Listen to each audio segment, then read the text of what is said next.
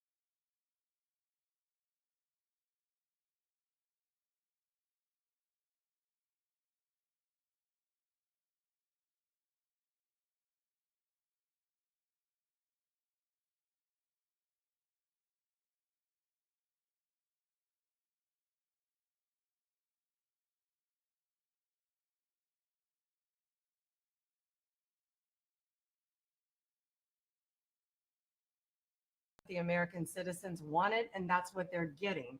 An example of that Friday was the Department of Education, that you can determine how the money will be spent. No more DEI. And that impacts every agency across the board. On the civil side, again, NLRB, we had a big win in the Supreme Court there. OPM, a big win there, but also 16,000 workers there. But also on the criminal side, the Alien Enemies Act, we are winning there. And you know, your directive to me was to keep America safe, and that's what we're doing. Whether it's the alien enemies, all of these gangs, and they are enemies of our country. They are terrorists. They are organized crime. They have come here. They are extremely organized. They are spread throughout our country, and they are creating terror. And no more under your directive. And that has stopped. Yesterday in South Florida, we charged 11 defendants with $500 million of pure cocaine coming into our country to kill our kids. They were caught. They will be prosecuted to the fullest extent of the law.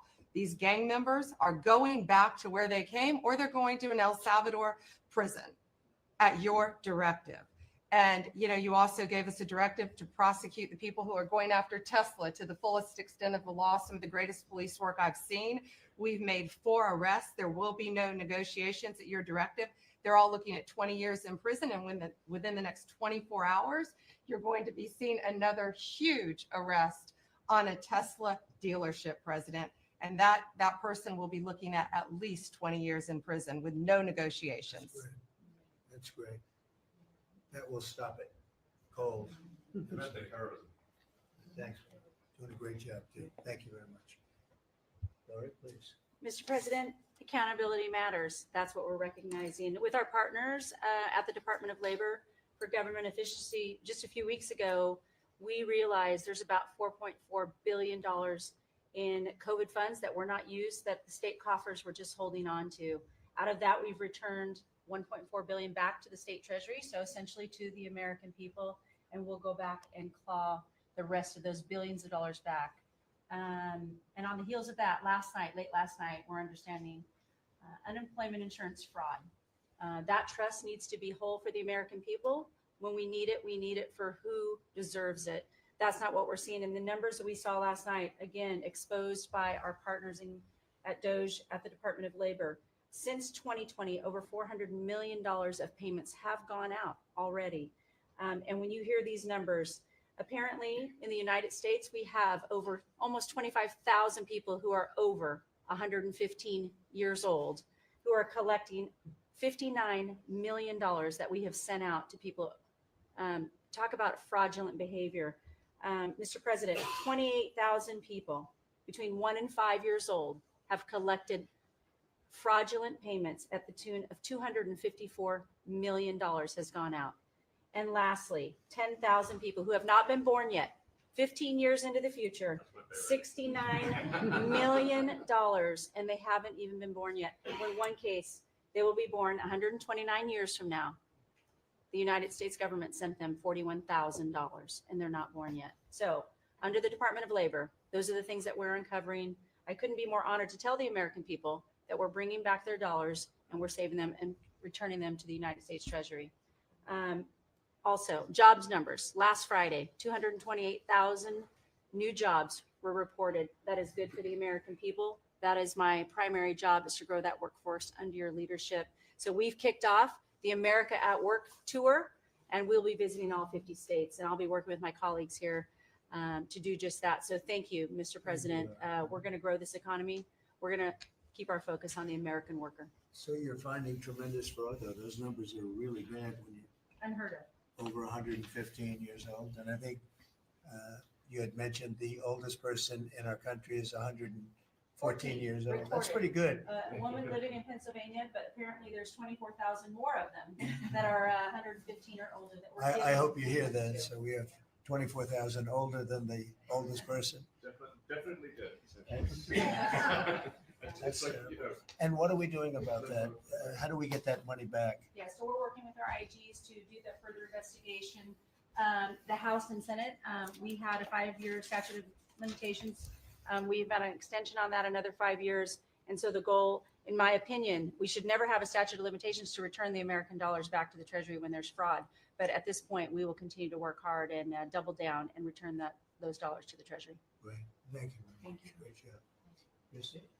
Well, Mr. President, thank you for your leadership at the border. For the second month in a row, you have broken the record in the history of the nation for the lowest number of encounters at the border, which is absolutely remarkable. You have said that America's laws matter and that they'll be enforced, and we're hard at work now to get people to go back home that are here illegally. So the Alien Registration Act has been in place long enough now that those individuals that are here illegally, if they haven't registered, then they can be charged criminally, and they can face fines up to $1,000 a day, and face deportation if they don't go home, and they'll never get the chance to come back to America. So we're encouraging people to use the CBP Home app to register, and we're working on the resources and funding to buy them a plane ticket to send them home. I went to El Salvador, Colombia, and Mexico, and those countries and others are thinking about setting up programs to support these individuals when they get back to their countries. So when they get there, they'll have housing and food assistance. And so making sure that these folks have the opportunity to go home so that they can get the chance to come back to America is important. And So it's a very big self-deport operation that we're starting. thousands of people have already Yeah. self-deported. Well, we're just going to, we got 21 million people that need to go home because they're here breaking our laws. Then we need to facilitate that. And I've been working with the governors a lot lately on several different issues. One of them has been on FEMA for recommendations on how to do exactly what you've directed us to do. And then also I sent a letter and communicated with them that they need to be setting up a SCIF.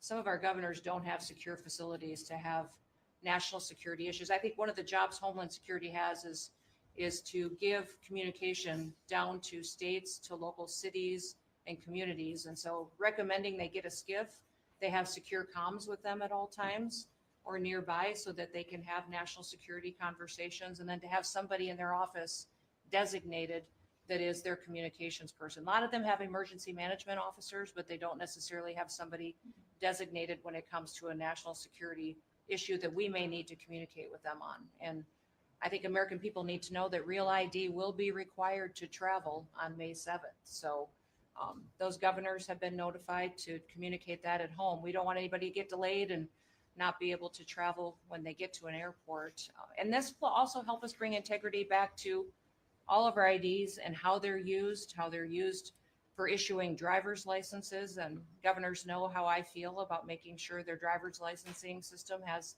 integrity, because a lot of people use their driver's license to vote.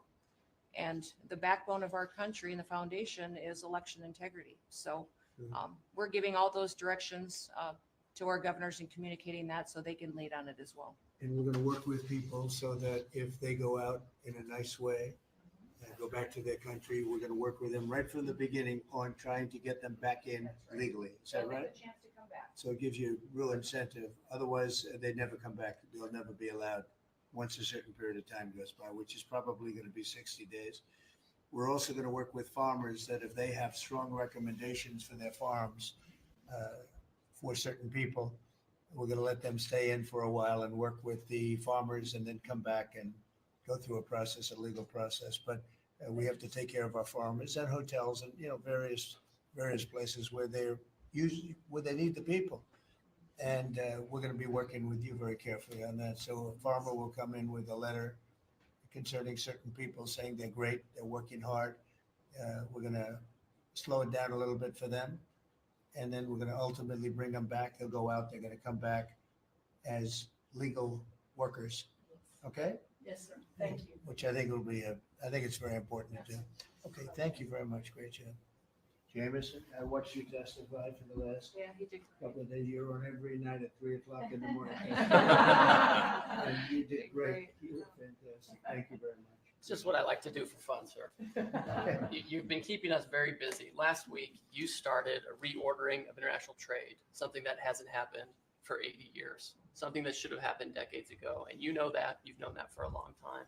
That's why you have us all working on this. You came into an emergency situation where President Biden left us with a $1.2 trillion trade deficit. It's the largest of any country in human history, the largest. So you declared an emergency, you took I would action say the largest in history, right? in history. There's never been anything like what he left us. He left us a mess. His whole administration was a mess. So go ahead. So you declared an emergency, you imposed a trade action, so now you have a tariff on the world, it promotes U.S. manufacturing, protects U.S. workers, and you've also given room for negotiation during this time so we can open export markets for our farmers and other producers and American workers. And this is why the unions vote for you, this is why the workers vote for you, this is why the families want you to be the president, because you're standing up for American workers and American communities. We've had countries come in over the past couple of weeks that represent more than half of global domestic GDP, more than half. That's who's coming in to talk to you and to your advisors about how to have reciprocal trade, how to have fair trade. Would have happened without you. Thank you very much. Great job. Lovely lot. Well, thanks to your fantastic leadership, this amazing cabinet, and the very talented Doge team, I'm excited to announce that we anticipate savings in FY26 from reduction of waste and fraud by $150 billion. And I mean, and some of it is just absurd, like people getting unemployment insurance who haven't been born yet. I mean, I think anyone can appreciate whether, I mean, come on, that's just crazy.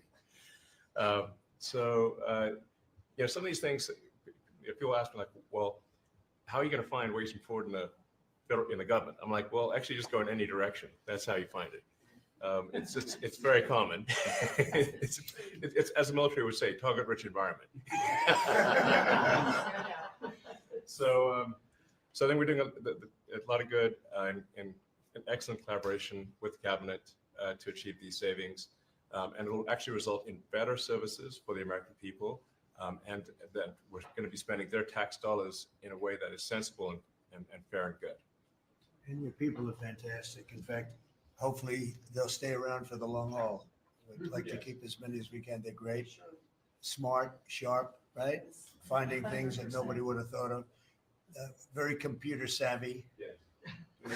Working with hard to get the Trump Gold Card operational, hopefully in the next week or so. That'll be very exciting. It's Really exciting. That's a pathway to citizenship. Yeah. Into the United States. It's a big deal. Yep, it's a big deal. Thank you very much. Great job you're doing.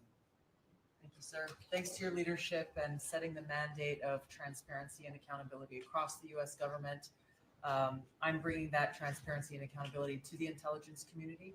First and foremost, to make sure that you and your cabinet have that real-time, relevant, apolitical, objective intelligence to best inform, whether it's negotiations for peace, negotiations around tariffs, the great work that you are leading around the cabinet today. Secondly, working with Department of Homeland Security and the FBI to increase our information sharing to achieve your goal of countering the narcotic trafficking and our ability to go after cartels now designated as foreign terrorists. I met with the National Sheriff's Association this week, being able to work to make sure that the information that they are getting on the ground, that local law enforcement is getting on the ground, is being fed back up through to our National Counterterrorism Center, and that we have all of the federal agencies, state and local law enforcement, all on the same page as we are working to make our country safe again. And lastly, sir, as you know, declassification and rooting out weaponization and politicization of the intelligence community is a huge priority. You know more than anyone else the very dangerous and negative consequences of that. I've got a long list of things that we're investigating. We have the best of the best going after this. Election integrity being one of them. We have evidence of how these electronic voting systems have been vulnerable to hackers for a very long time and vulnerable to exploitation to manipulate the results of the votes being cast, which further drives forward your mandate to bring about paper ballots across the country so that voters can have faith in the integrity of our elections. And lastly, we've been scanning. I've had over 100 people working around the clock to scan the paper around RFK, Senator Robert F. Kennedy's assassination, as well as Martin Luther King Jr.'s assassination. These have been sitting in boxes in storage for decades. They have never been scanned or seen before. we'll have those ready to release here within the next few days. That's great.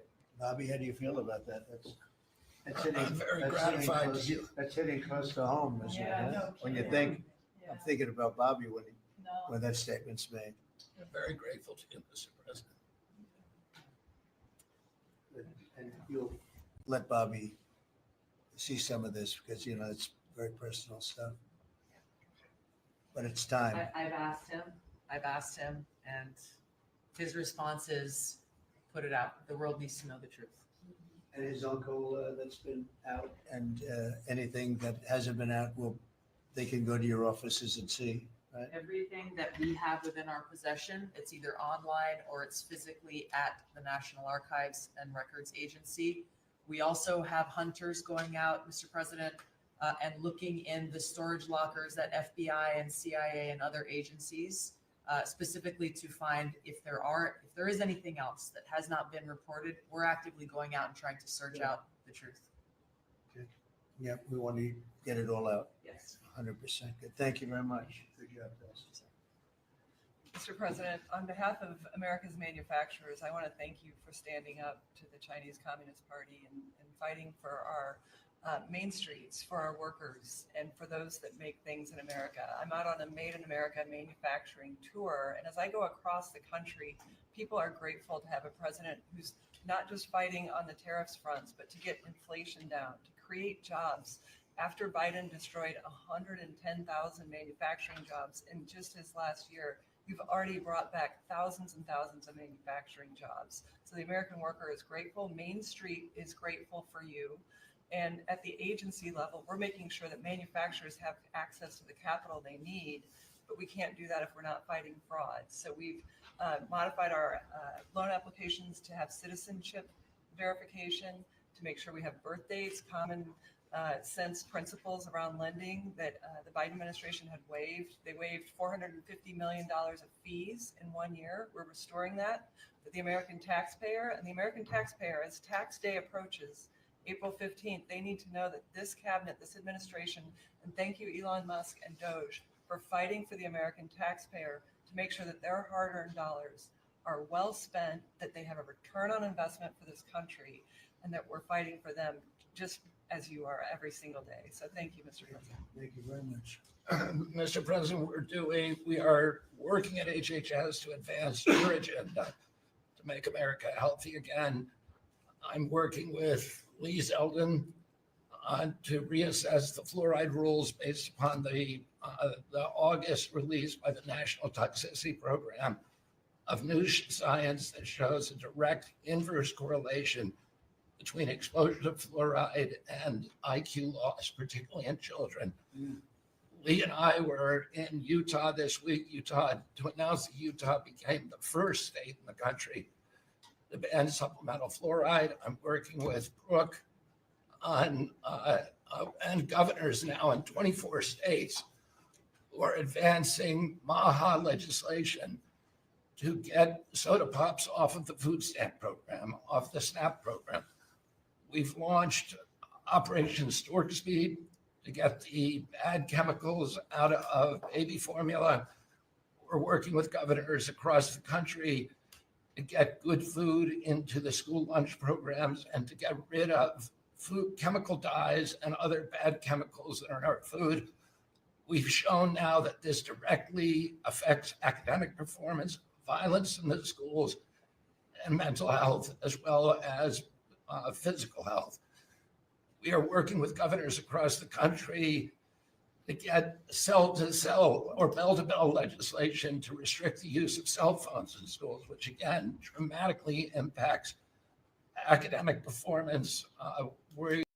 Today we announced a dramatic reduction in animal testing at NIH and FDA. We're going to switch over to AI, which we've now found is much more precise in identifying the impacts of toxics in various products. We're working with Elon, who's done an incredible job to eliminate the redundancies and to streamline operations at all the health agencies and to recalibrate our trajectory to your agenda of making America healthy again. And finally, the CDC has done an amazing job at getting the measles outbreak under control. We have about 680 cases now in 22 states, compared to the same outbreak in Europe, which is 127,000 cases and 37 deaths. Our numbers in this country have now plateaued. And I want to thank CDC for that. And we're trying to refocus the press. We've had 3 measles deaths in this country over 20 years. And we're trying to refocus the press to get them to pay attention to the chronic disease epidemic as you've asked us to. We have now 38% of American youth are pre-diabetic. This was unknown 30 years ago. Every child that becomes diabetic, there should be a headline about them. We have 100 million adults who are pre-diabetic or diabetic. And we have, we have now the autism rates have gone from now most recent numbers we think are going to be about 1 in 31, 1 in 12. So they're going up again from 1 in 10,000 when I was a kid. And we are going, at your direction, we are going to know by September. We've launched a massive testing and research effort that's going to involve hundreds of scientists from around the world. By September, we will know what has caused the autism epidemic, and we'll be able to eliminate those exposures. So big. Think of that. So it was 1 in 10,000 children had autism, and now it's 1 in 31. Not 31,000, 31. That's a horrible statistic, isn't it? And there's got to be something artificial out there that's doing this. So you think you're going to have a pretty good idea, huh? We will know by September. There will be no bigger news conference than that. So that's it. If you can come up with that answer where you stop taking something, you stop eating something, or maybe it's a shot, but something's causing it. It can't be from 10,000 to, can you imagine that, Martha? That's a big number. Thank you very much. You're doing great. Thank you, Bobby. Please. Well, Mr. President, one of your primary administration goals is to make sure that we unleash American energy. And of course, the strategy behind that is when we do that, it helps make it more affordable for all Americans. Energy isn't just industry. It is the foundation of every other industry, whether it's food, manufacturing, clothing, transportation. And then also when we've got the ability to generate and not just be energy independent, but energy dominant, then we have the opportunity to sell energy to our friends and allies versus them buy it from our adversaries. And our adversaries were funding terrorism and conflicts against our allies by their oil and gas sales that were going through a Swiss cheese set of sanctions. So with your creation of the National Energy Dominance Council, over half the people at this table serve on that. Everyone has been engaged, whether it's interactions with negotiations with other countries, with putting sanctions in place that actually work, with cutting deregulation, working on biofuels, building infrastructure for transportation. There's a whole range of things that are being tackled. But when the outcome of all that is that the Biden administration was restricting supply, you're increasing supply. When you increase supply, then prices start to come down. And we have a huge opportunity to do this. Just in interior alone, there's 500 million acres of surface, 700 million acres of subsurface, and 2.5 billion acres of offshore. And the Biden administration was trying to restrict this so that you couldn't get a timber lease, you couldn't cut a tree, you couldn't graze a cow. You couldn't develop oil and gas minerals, and you couldn't develop the critical minerals we need for our technology, for our defense industries, and to be able to help us win the AI arms race against China. So we're opening up this, and with your executive orders and your work, we've on Tuesday, historic day, you ended the war on beautiful clean coal, which has been going on since Obama took office. China gets 60% of their electricity from coal. They're opening up they've opened up 94 gigawatts of coal in the last year as part of this AI arms race. 94 gigawatts, that's enough for 94 Denvers to be able to 1 gigawatt per metro area like that. It's unheard of. So what we have an opportunity under your leadership to come back. The Gulf of America had its first offshore lease sale, which is scheduled for later this year. But that was the industry loved that because we're now the Gulf of America is now open for business again, and there's as much as 7 billion barrels of oil accessible now. They've increased the upside of what they think that is. On the coal front, the estimate is the financial value of the coal in America is $8 trillion. That was an asset on the balance sheet that we've now being put back on again. And of course, in Alaska, with your separate executive orders to unleash Alaska energy between ANWR, the North Slope, the Strategic Petroleum Reserve Alaska, all of those we've reversed Biden decision. Those are all open for business again. And all of this is leading to the investment coming to America. The smart money is coming to the U.S. That's why we've got trillions of dollars of investment that are showing up at the door because they know if they're going to do manufacturing here, there's going to be energy to power their plants. And so again, thank you for your leadership and thank you for everything you're doing. Very good. Thank you. Marco.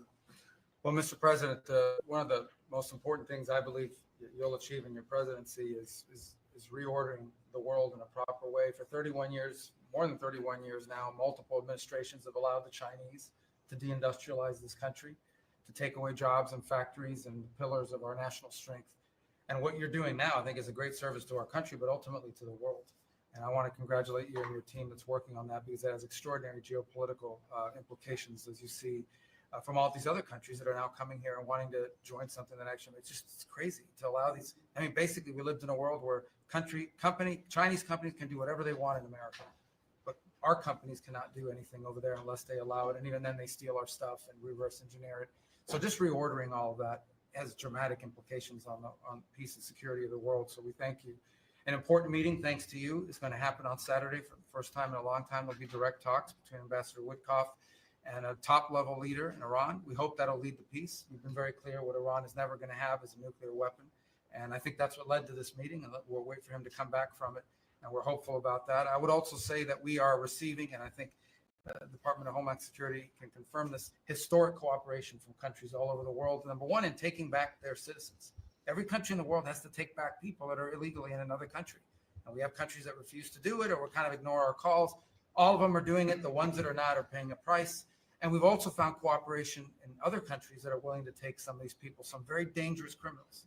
I know the president of El Salvador will be here next week, has really been a good friend of the United States in that regard. These are some of the worst people you'll ever encounter. And Pam knows this, and Christy knows this from the work they're doing.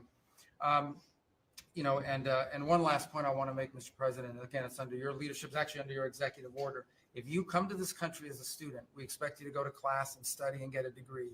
If you come here to vandalize a library, take over a campus and do all kinds of crazy things, we're going to get rid of these people and we're going to continue to do it. So when we identify lunatics like these, we take away their student visa. No one's entitled to a student visa. The press covers student visas like there's some sort of birthright. No, a student visa is like me inviting you into my home. If you come into my home and put all kinds of crap on my couch, I'm going to kick you out of my house. And so, that's what we're doing with our country, thanks to the president. And last but not least, very important development this week, but both Pam and I are very excited. The finest higher education institution in the United States, University of Florida, is also now the national champions in basketball. And we hope you'll host them here soon, Mr. President. Go Gators. They're coming. Good for the SEC. They're coming, guys. Well, thank you very much. You're really doing a great job. We appreciate it. Any question? Mr. President, can you give us a reaction to today's stock market drop and also give us a sense of the next steps with China? Well, I haven't seen it because I've been here for 2.5 hours, so I'll be seeing it. I think Scott went out. Scott, you want to have a statement on that? Sure. Look, the up 2, down 1 is not a bad ratio, or up 10, down 5. And I think as we have talked about, as we go through the queue and settle with these countries who are going to bring us their best offers, we will end up in a place of great certainty over the next 90 days on tariffs. But we had very good inflation numbers today. Oil's down. We had a successful bond market. So I don't see anything unusual today. And next steps for China, sir?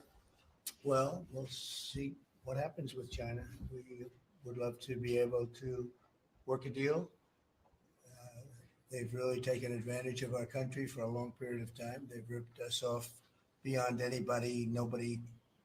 How people stood for it, sitting in my position, is not even believable. And we're talking about many presidents, not just a couple. But they did, and all we're doing is putting it back in shape. We're resetting the table. And I'm sure that we'll be able to get along very well. I have great respect for President Xi. He's been, in a true sense, he's been a friend of mine for a long period of time. And I think that we'll end up working out something that's very good for both countries. I look forward to it. Mr. President, China retaliated today by reducing the number of American films that can be shown there. What's your reaction to them now targeting cultural exports from the United States? I think I've heard of worse things.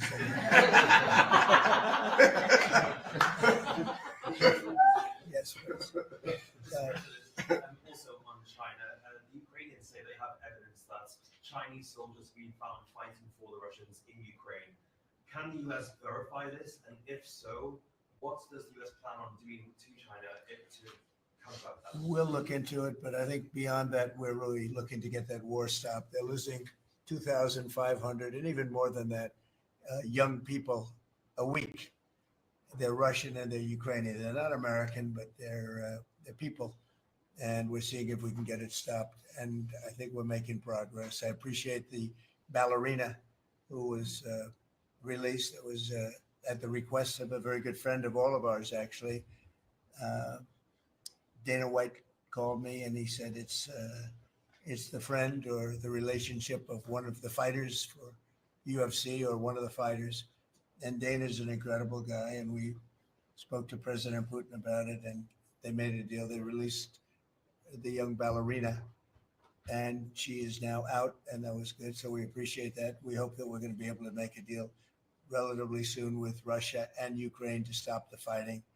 It's so senseless. It's such a horrible thing. It would have never happened if I were president, but it did happen, and we were given that card, and I think we're going to get it. I think we're going to get it stopped. Got to get going. We got to get it. We have to move it faster. Likewise with the hostages, we're making progress. We, there's 59 hostages, but only 24 of them are living, and that's the way it's been presented to me by the mothers of some of the dead, mothers and fathers of some of the dead hostages, and they want the bodies of their baby, as they say, their baby, their young boys. They want them back as much as if they were alive. It's amazing, because when I met the hostages 2 weeks ago here, I couldn't believe what they had to go through, by the way. But when I met them, they said, yeah, there's 59, but 24 are living.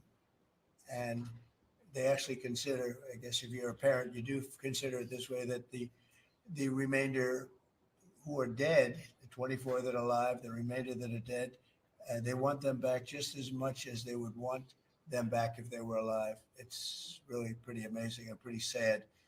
So we're getting close to getting them back. We have a lot came back. A lot of people are very grateful.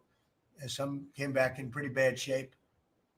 Some came back, they're okay. I think they're going to be scarred mentally for a long time, because if you sit down and talk to them, as I have, what they went through is incredible. But we're making progress. We're dealing with Israel. We're dealing with Hamas. And it's a nasty grip. Mr. President, how close are you to the first country coming to actually make a deal with the United States over tariffs? Is it days, months? Well, I think it's very close, but we have to have a deal that we like. We don't want a deal that's going to be a bad deal, or I could make every deal in one day if I wanted to. I could do this all in one day. I could just say, here's what we'll do.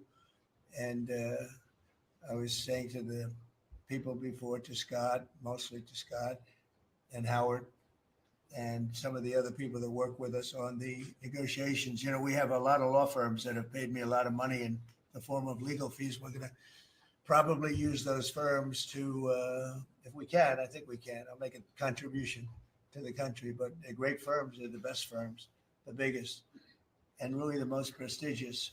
And we may be using them to help you guys out because you're gonna need a lot of lawyers. And I'm not sure Pam's gonna be happy if I say, can you send over about 200 lawyers that work on trade? She's working on criminal stuff, and I think that's gonna be her focus more than anything else. So we'll find out if we can do that. But we have a lot of lawyers that you've been reading about where they paid $100 million a firm on average. Now we have the final 4 or 5 are at $125 million. So I have a lot of legal fees I could give to you people, and we might as well use them. Hopefully I won't need that many legal fees or that much. I may, who knows, after it ends, after we leave, maybe I'll need it. But if I do, it's not going to be very pleasant. So I think we're going to try to use these very prestigious firms to help us out with the trade because, we have a lot of countries. But we want to make deals that are proper for the United States, not just, we can make deals easily, we want to make them proper. Mr. President, if you aren't able to reach the deals that you want to see at the end of the 90 days, will you put those higher tariffs in place or will you extend? Well, that's what pause? would happen. I mean, if we can't make the deal that we want to make or we have to make, or that's, good for both parties, it's got to be good for both parties. You wouldn't. And then we go back to where we were. Go back to the numbers that you Yeah, announced last week. I think so. You wouldn't extend the pause? Yeah. We'll have to see what happens at that time. Thank you, Mr. President. You said yesterday you were considering some exceptions for companies. Can you talk about what you're considering? And then also on the reciprocal tariffs, you said it'd be substantially lower. Is the same math formula going to be used or is that tossed out? I'm not considering now for any country or company, but it's possible that I would. But I'm not, we don't have that situation right now. People understand where we are, what we're going to do. But it could happen, It's called flexibility. You have to have certain flexibility.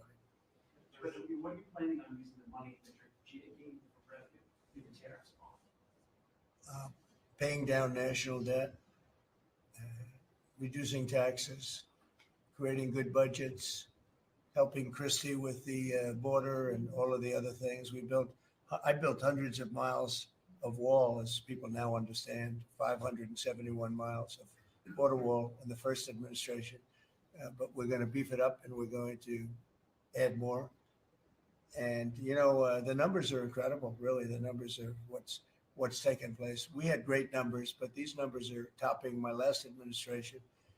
And Christie and Tom Homan have done an amazing job, but it's an expensive process. This weekend, where they used to have hundreds of thousands of people standing there pouring through the border in Tijuana, Mexico, this weekend they had nobody. You had a man sweeping this massive piece of concrete, which is, the area where they said massive. And I've looked at that during the Biden administration. You couldn't see a piece of that concrete. There were so many people on it. You couldn't, if you had helicopter shots, you couldn't see concrete. Now, this weekend, you had nobody there but a man with a broom sweeping it and cleaning it up. Pretty amazing. It's really an amazing job. But it will be used for that. It'll be used for a lot of things. It'll be used by the Department of Justice for doing a great job. Pam is doing a fantastic job. So it's going to be used for a lot of different things. Mr. President, on the 10% tariff, is that a basement? Is that the It's a floor? baseline. Can countries negotiate that to bring that It depends down? on what they're adding. Some countries we have massive deficits with, or they have big surpluses with us. And others, it's not that way. So it depends. That's why it's really they're all different. Every country is different. Some have certain advantages that others don't have, and certain things. We have China has a surplus of $1 trillion. I mean, the numbers are crazy. And others have basically no surpluses. We have some that are pretty even, but they hurt us in other ways. One is a little bit different. So are you negotiating with the EU as one bloc or individual nations for the tariffs? We're looking at it as one block. They've been very tough, but they were very smart. They were ready to announce retaliation. And then they heard about what we did with respect to China and others, but China. And they said, we're going to hold back a little bit. They decided to hold back. I thought they were very smart. Look, the EU is very smart. but they really have taken advantage of the United States. They were formed for the purpose of taking advantage of the United States. And I don't blame them, and I don't blame China. I don't blame anybody. I blame the people that were sitting at that desk in that other beautiful Oval Office for allowing it to happen. Many presidents I blame. They should have never allowed it to happen. And I'm doing something that a lot of them wouldn't want to do. But I'm here, I do those things, and we're going to make this country great again. We were taken advantage of by almost everybody. I sat back in the last administration. I would actually read them. I don't have to read them now. I know them so well. I would read some of these documents that were signed, deals, and I said, who would do a deal like this? Who would do it? You've seen it, Elon. Yeah. I'd look at deals where it's so one-sided. Even we have a deal with Japan, and we get along great with Japan, and we had the prime minister here. He was fantastic. As you know, Abe was great. Shinzo was great. He was a good friend of mine, unfortunately no longer with us. But we defend them, but they don't have to defend us. I said, that doesn't sound too good. But we have a deal where a defense deal. We pay hundreds of billions of dollars to defend them. But if for any reason, in other words, we pay all the money. They don't pay anything. But if we're ever attacked, they don't have to do a thing to protect us. I said, oh, that sounds like a wonderful deal. So that's just one out of thousands. And I just wonder who did this. And it's people that either hate our country or didn't care, an expression that you use. I think it's really a lot of them didn't care. It's just hard to believe how bad they are. Now that's a little bit of a defensive deal, but I'm talking about trade deals, the same thing. They're so bad, you would say, how come? And even when I'd renegotiate, like I'd go to a country, they'd give me everything I asked for. I said, why didn't somebody ask for it like originally? They give me everything. I think when they were negotiating, they didn't care, or they didn't ask, or they were shy, or they were very stupid, or they hate our country. Yeah, go ahead, Jeff. You were speaking about Japan. Can you clarify what your vision is for U.S. Steel? You referenced it yesterday. Yeah. There's some questions about what you actually want to see Sure. happen Look, with that. U.S. Steel is going to do very well now because of tariffs. And I don't know why they even need a deal. But the only thing is U.S. Steel, if you go back 80 or 90 years, that was a behemoth in this. That was our biggest, most, if we were around, we would have been very proud of it. Today we have different types of companies that are big. Google, it's not the same as U.S. Steel. And I love Google, and I got to like the people that run it. They're very capable people. They didn't like me so much in the first administration, but they like me a lot now. I don't know what happened, but I like them. But, I think they would be the first to admit, when I envisioned, you look at some of those steel factories from 90 years ago, we were it was a different kind of a country, but they were miles long. Today you see just empty hulks. Those hulks are going to be filled up very soon because of what I'm doing with tariffs. It was a different kind of a thing. But if I didn't do that in the first term, my first term, if I didn't put tariffs on, we would have, because China and others were dumping steel, billions of dollars of steel. Our steel companies were all closing. Every fact, we wouldn't have one steel plant open. And now we have a steel industry that's doing very well, but soon it's going to be thriving, really thriving. And those factories are going to be filled up, but more importantly, they're going to build brand new ones. Nucor and so many other companies call me, Nucor being a big steel company. They're building massive new steel plants, and it's great. And likewise, car companies. We have many, many car companies. Three of them, I'm not looking to hurt Mexico, and I like Mexico. And by the way, I think the new president is a terrific person, a fantastic woman. We've had many conversations. She's a very elegant, just a fantastic person. And she's been very nice, very, very nice. But I'm not looking to hurt them. But we have 3 car plants that were under construction in Mexico. They stopped constructing, and now they're going to build in the United States because of tariffs. See, we should have never let this happen, because whoever it was that was president at the time, we lost 90,000 plants and factories since NAFTA, 90,000. It's not believable. How about that, Laura? You know, you're in that sort of world of factories We're gonna and build back the plants. manufacturing, construction jobs, bring those workers back home. That's right, we're gonna bring them all back. But think of it, from that period of time, which isn't so long ago, we lost, I said the other day, if you had a map on a big wall like this, and if you had pins, 90,000, I don't know if you'd have enough. I don't think you'd have enough room on the map to put the pins. 90,000 factories that we've lost since NAFTA. And it's not even, and about 6 million jobs, really, I think probably a lot more than that, but they say 6 million jobs. We're going to bring many of that back. I think we're going to bring more than all of it back. We're going to be better and stronger than ever before. But if a president, when they were leaving, said, look, you can leave, but if you're going to build a factory someplace else, and you think you're going to come and sell your steel or your car or any product that you make, your pharmaceuticals, which we're going to do, we're going to get them all back. But if you think you're going to just, all they had to do is say this and they wouldn't have left. You know, I said it the other day. I said it with respect to, I made a speech a year ago and I told them if I win, we're going to charge a big, big tariff at the border. And people were thinking about building in Mexico a car plant. And I said, we're going to have a big tariff. So if you want to build a car, you're going to have to pay 25% more than the cost of that car. You're going to have to pay 25% tariff at the border. They would have never left. They could have kept everybody. If a president said, if you leave this country, you leave Michigan, you leave Detroit, you leave anybody, any of our states, because to me, they're all the same. I love them all. I love them all. Well, I probably won them all, but they say I won most of them. I think I won them all, but that's okay. But all you had to say if you were the president is, if you leave and you think you're going to now fire all those workers, leave all that, everything behind, and you're going to build in another country and sell it any, and no, you're not going to. You're going to pay 50% or 100% tariff. They would have never left.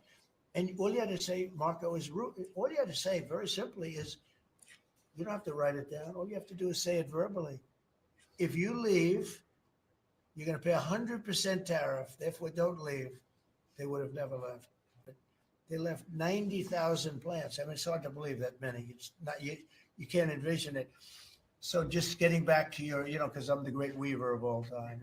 To weave, you have to be a genius. To go on tangents, anybody can do that. But we'll get back to your original U.S. Steel. U.S. Steel is a big name in this country. It's Babe Ruth is a big name.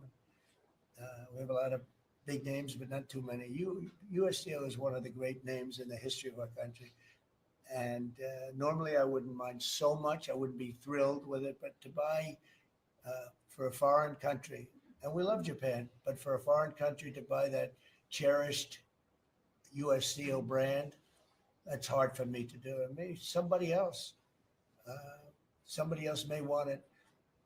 The company Nippon that's involved with it is a big, powerful company who do a good job. But why can't they just build a plant themselves? I mean, why do they have to, take U.S. Steel? So as you know, I rejected the deal. Now they've come back in a different form. They're coming back as an investor. And, I feel better about that, I guess. But, I know them very well. I know the thinking. It's the investor.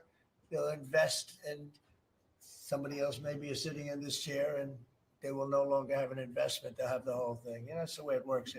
Very smart. They're very, very smart people. We're dealing with very smart people throughout the world. Great geniuses, actually. Look what they've done to our country. And again, I don't blame China. I don't blame anybody. If I could have done it, if I were in that position, I'd have great respect. I have great respect for the people. They ripped off the United States. And all we had to do, have a president that knew what the hell was going on. And none of those countries would have left. Those companies, none of them would have left. So that's a little lesson in basic business. And it's really basic business. It's not complicated business. It's very basic business. And we'd have every one of those car plants going just the way they were 30 years ago. None of them would have left, but now they're coming back.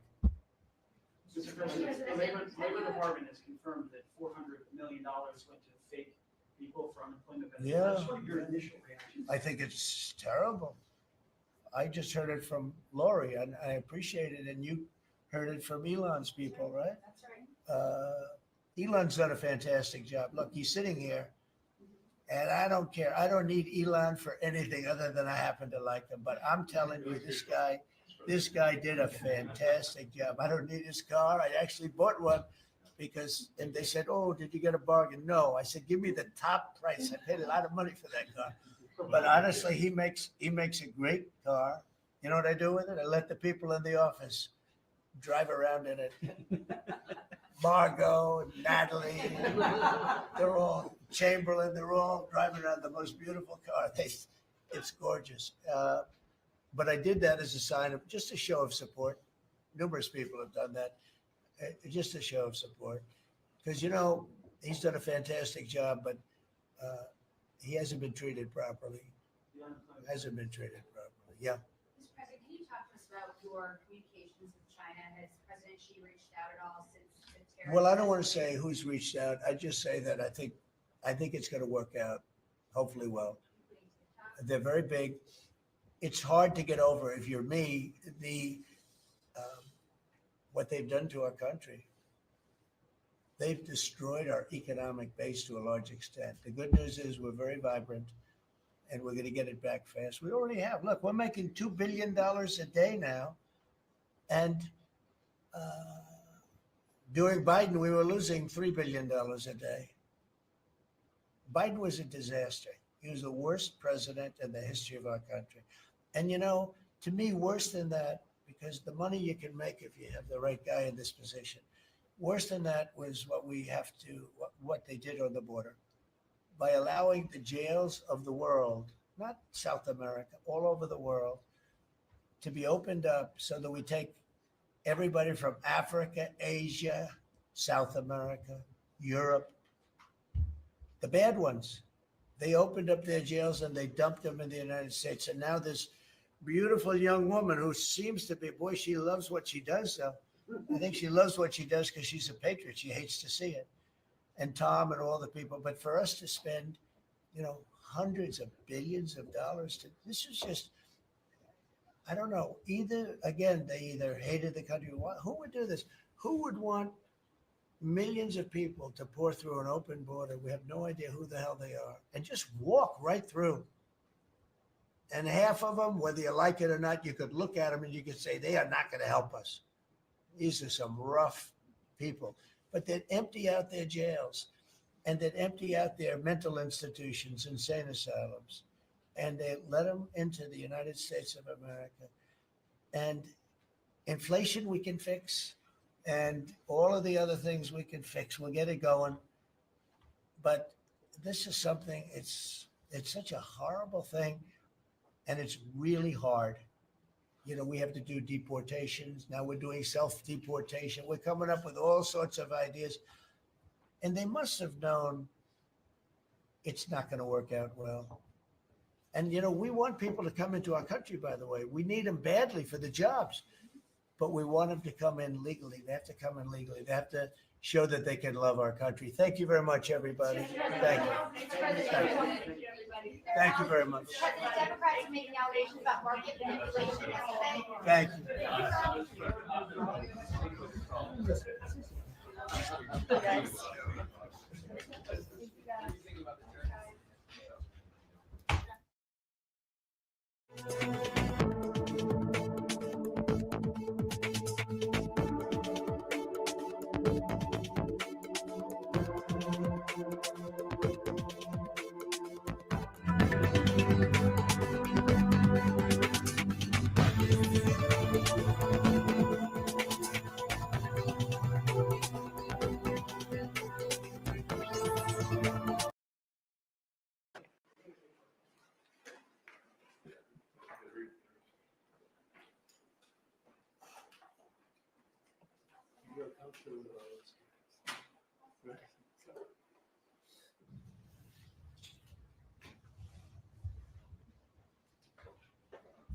There's a little more room over here.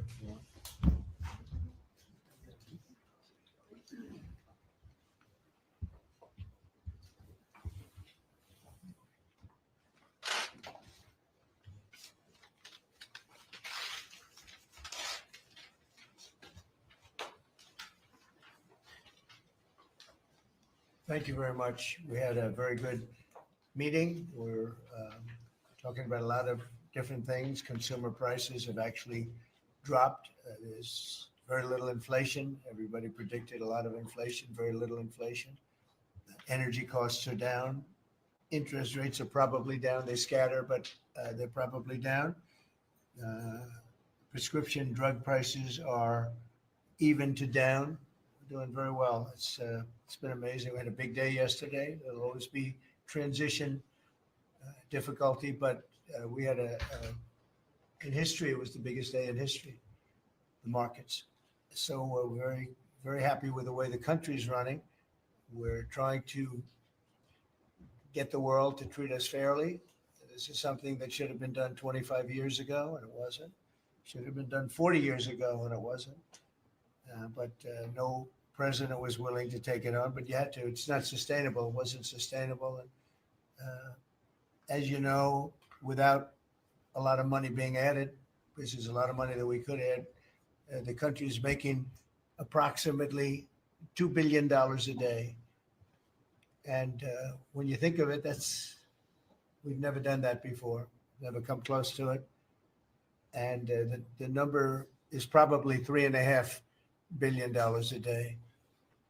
And that makes us a very strong country. But we have Scott here and Howard and some of the people that are working on deals. And the biggest problem they have is they don't have enough time in the day. Everybody wants to come and make a deal. And we're working with a lot of different countries. And it's all going to work out very well. I think it's going to work out really very well. But we're in good shape. There's no inflation. There's very little inflation. And I went 4 years without inflation, and I took in hundreds of billions of dollars from China and others, taxes in China. But we took in hundreds of billions of dollars a year from China, and we had no inflation, essentially. So we think we're in very good shape. We think we're doing very well. Again, there'll be a transition cost and transition problems, but in the end, it's going to be a beautiful thing. We're doing again what we should have done many years ago. We let it get out of control, and we allowed some countries to get very big and very rich at our expense, and can't let that happen. It's not a sustainable formula. So I wanted to just thank everybody at the table, and maybe I'll go around and ask some of you a little short couple of answers. Pete just got back from Panama, and he's been all over the place, and you want to give us a little report on that and whatever else you might have to say. Everyone at this table is doing an incredible job, by the way, I have to say, incredible. And the relationships it's like they're friends. They're really, the relationships are very strong, really good, really strong. And these meetings are very good. And I think, I don't believe there's any other president that allowed the press to come into a meeting such as this. These are very sacred meetings. These are very private meetings, but we have nothing to hide. And I think it's good. I think it's a good, we want to be, a word you like to use, Jeff, is transparent. So we want to be transparent, and we'll do that by starting with Pete. Go ahead, Pete. Yes, Mr. President, we just got back from Panama last night. We were at the Panama Canal with their Southcom commander ships, F-18s, troops, and signed a couple of historic deals. One, which is with the Panama Canal Authority, a framework for U.S. vessels, first and free through the Panama Canal. Right. And then also a memorandum of understanding with their security minister for the presence of U.S. troops. Fort Sherman is an old U.S. base there, as well as a naval station and air station jointly with Panama to secure the Panama Canal from Chinese influence. That's something you said, we're taking back the canal. China's had too much influence. Obama and others let them creep in. We, along with Panama, are pushing them out, sir. And so we had a very successful trip there. President Mulino sends his regards, very complimentary of the U.S. as he's a great ally. And I think they want the communist Chinese out. And with our troops there partnering with their forces, we've got a chance to push them all the way out, sir. We've moved a lot of troops to Panama and filled up some areas that we used to have, and we didn't have any longer, but we have them now. And I think it's in very good control, right? Yes, sir. Okay, thank you, Peter. Very good. Howard? So, so we've have so many countries to talk to. It is, it's incredible. I think Scott and I, I'm not sure we could ever have enough time in the day to talk to all these countries because they want to talk and they want to talk now. And they've come with offers that they never, ever would have come with, but for the moves that the president has made, demanding that people treat the United States with respect. We're getting the respect we deserve now, and I think you're going to see historic deals, one after the other. And then I'm very excited that within a week and a half, we're going to start with the gold card and the Trump card. It's coming out, and we're very excited about that, and that's coming soon. So very excited. Thank you very much. Good job. Linda? Well, on a couple of fronts, we have been addressing the issue of anti-Semitism on campuses. There's been some grant funding and contract funding that we've reviewed, and some canceled and some we've put on hold, waiting for that, while we do an investigation. On the other side of what my responsibilities are in having education go back to the states, we're meeting and talking with governors. I was with this week all 50 commissioners of education around the country, and because we also want to provide them with tools and best practices as education does move back to the states. Making great progress, great response from the states, and very positive. And what about colleges? You're holding back $400 million from Columbia. From Columbia. $8 billion from Harvard. Can you imagine the money we pay Harvard? They have a $60 billion fund and we're giving them $8 billion. And we're trying to figure that out. And then they hire de Blasio, the worst mayor in the history of New York. And they hire the woman from Chicago who was a disaster, total disaster. And they pay them massive salaries. And they're supposed to be teaching you government. That's not Harvard. That's not Harvard the way it used to be. So do you have anything to say about that? The dollars you're holding back from quite a few universities that were not behaving. Yeah, and the other, there's the Princeton, Cornell, others that are coming in, and actually getting calls now from the presidents of the universities who really do want to come in and sit down and have discussions. And so we're investigating them, but in the meantime, we're holding back the grant and fund money. Great job. Thank you. Very thankful for the House voting for the president's budget resolution along with the Senate bill. Made a ton of progress this week in working with members to ensure that a desire for flexibility in the Senate was not misconstrued as a desire not to slow and do spending reforms. And so we're very thankful for that.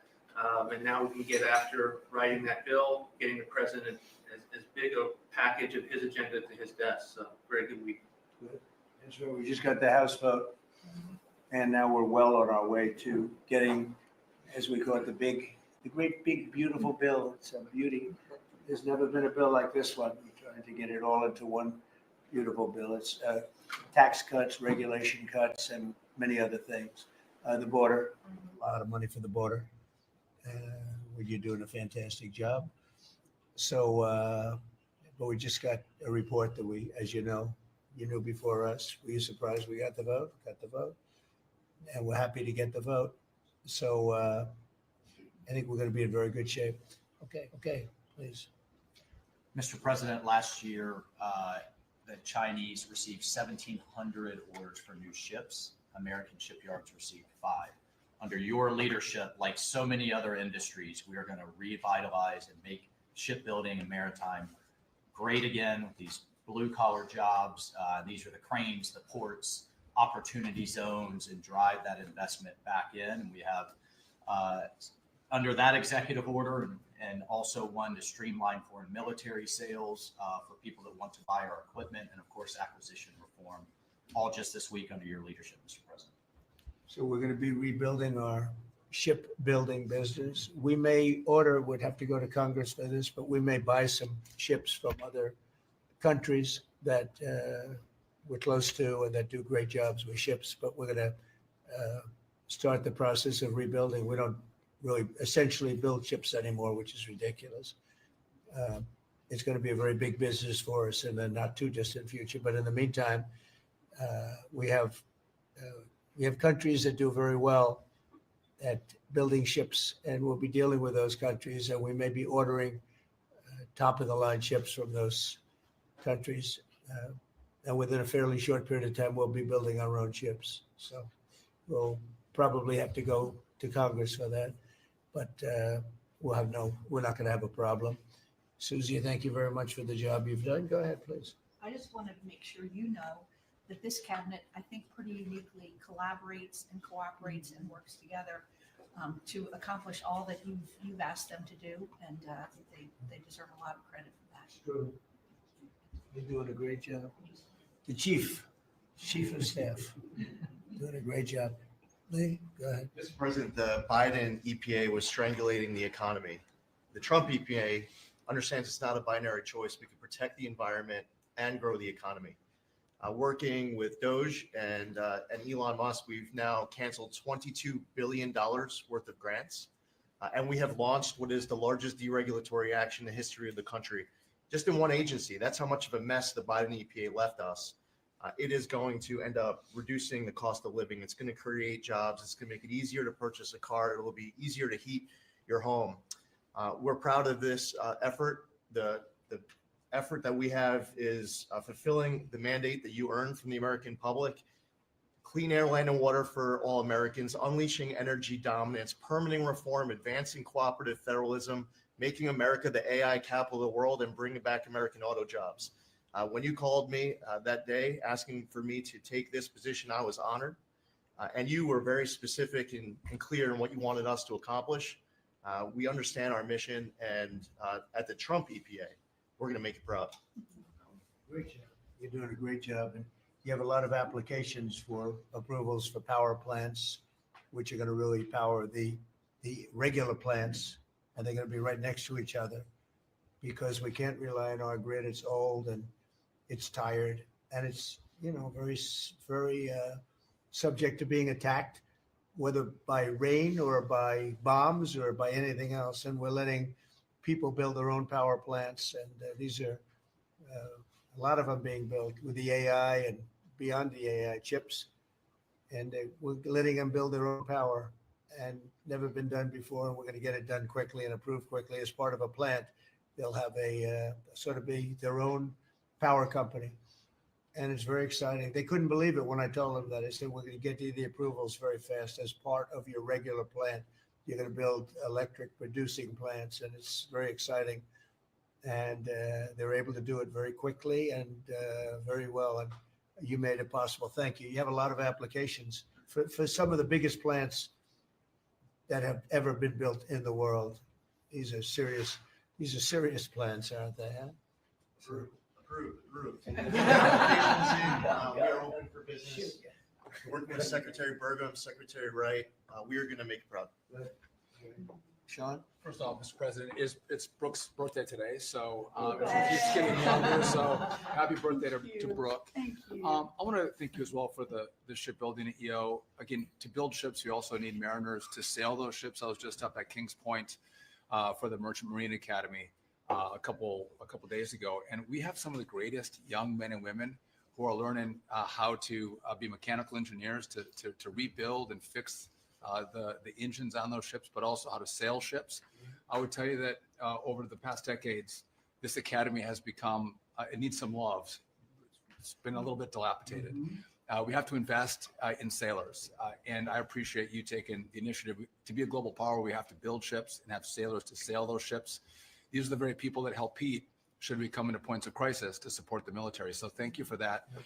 Number two, the last administration announced 3,200 projects, big, beautiful roads and bridges. Most of them are good. But they announced them, they didn't sign a grant agreement. 3,200, so the money doesn't go out the door to build the infrastructure in the country. And it's fun to do an announcement. It's actually the harder work to put together these grant agreements. So we're doing the work right now at DOT to get these grant agreements done and build the projects. Most of them are good. And they also put in all of this green and social justice requirements on roads and bridges. We're pulling all that out and putting the money toward the infrastructure, not the social movement from the last administration. Good steel, right? As opposed to green paper mache. Okay, thanks. Great job.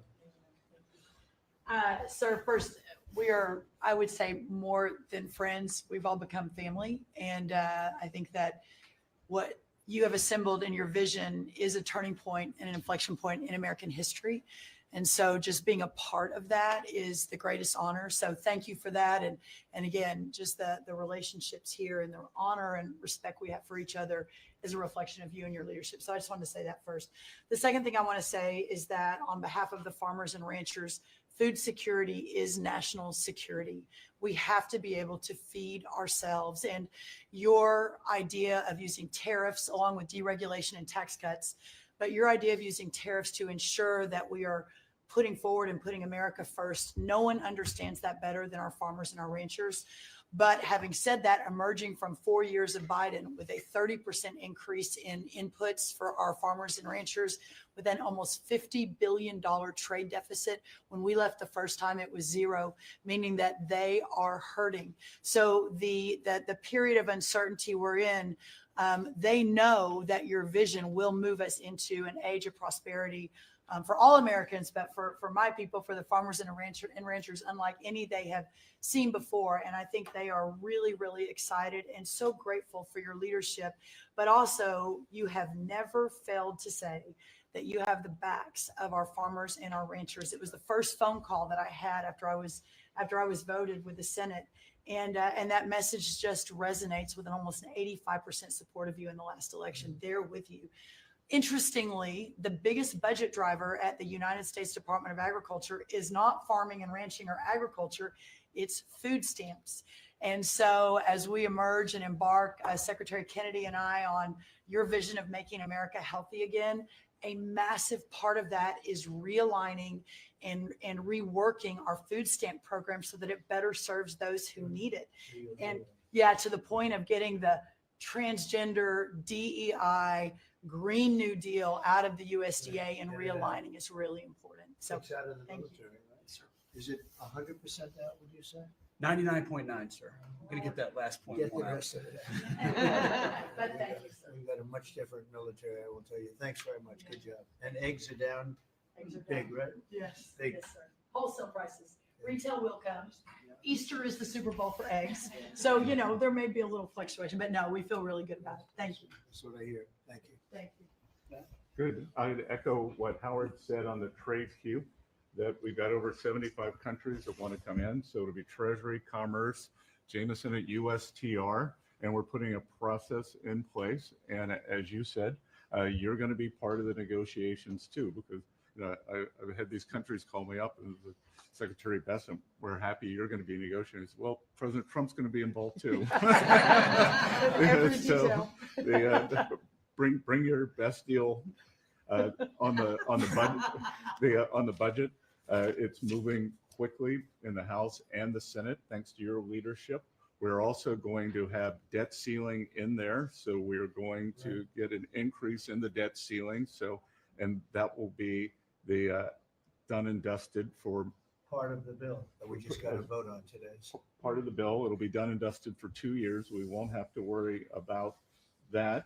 And then I gave a speech yesterday to 1,400 small and community bankers, and they were so happy to hear from your administration. And I told them Wall Street's done great for the past 4 years, 10 years, 20 years. It can continue doing great, but it's Main Street's turn now. And it's those small bankers through deregulation, through emphasis on Main Street, your Main Street agenda, bringing back jobs, that is going to power the smaller communities.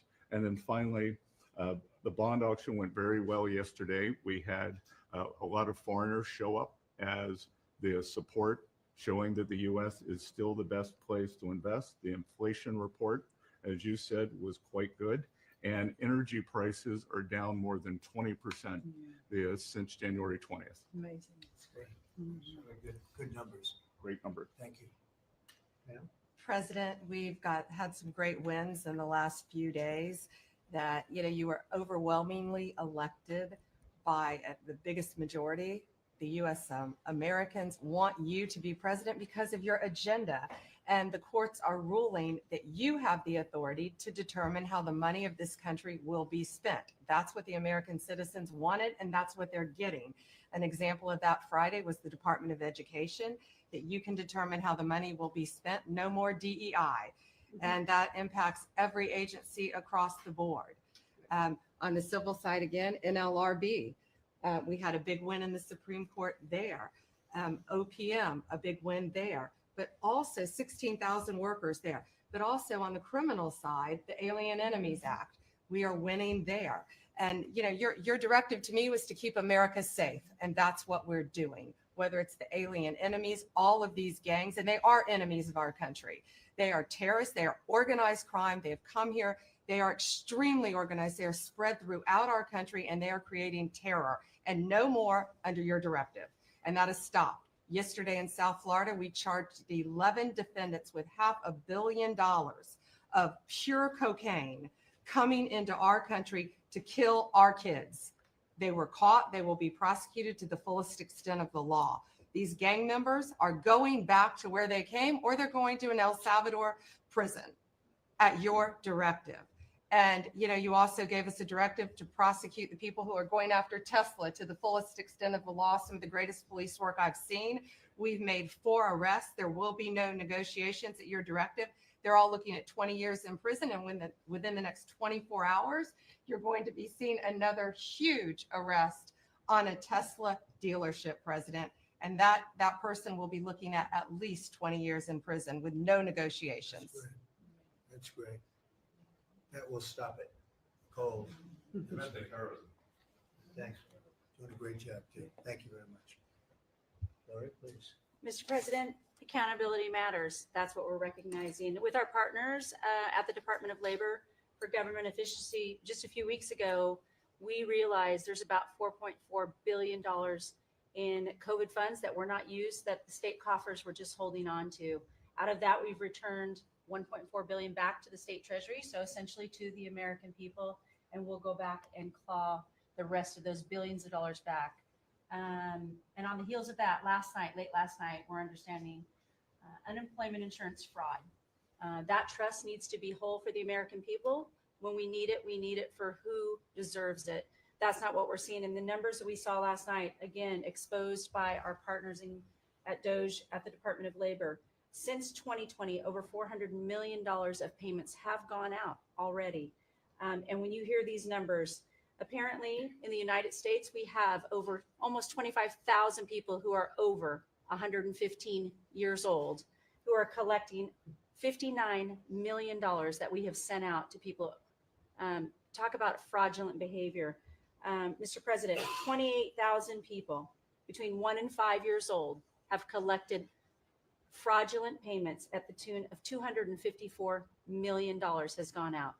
And lastly, 10,000 people who have not been born yet, 15 years into the future, $69 million, and they haven't even been born yet. In one case, they will be born 129 years from now. The United States government sent them $41,000 and they're not born yet. So under the Department of Labor, those are the things that we're uncovering. I couldn't be more honored to tell the American people that we're bringing back their dollars and we're saving them and returning them to the United States Treasury. Also, jobs numbers. Last Friday, 228,000 new jobs were reported. That is good for the American people. That is my primary job, is to grow that workforce under your leadership. So we've kicked off the America at Work tour, and we'll be visiting all 50 states. And I'll be working with my colleagues here to do just that. So thank you, Mr. President. We're going to grow this economy. We're going to keep our focus on the American worker. So you're finding tremendous fraud, though. Those numbers are really bad when you're Unheard of. over 115 years old. And I think you had mentioned the oldest person in our country is 114 years old. That's pretty good. A woman living in Pennsylvania, but apparently there's 24,000 more of them that are 115 or older. That I hope you hear that. So we have 24,000 older than the oldest person. Definitely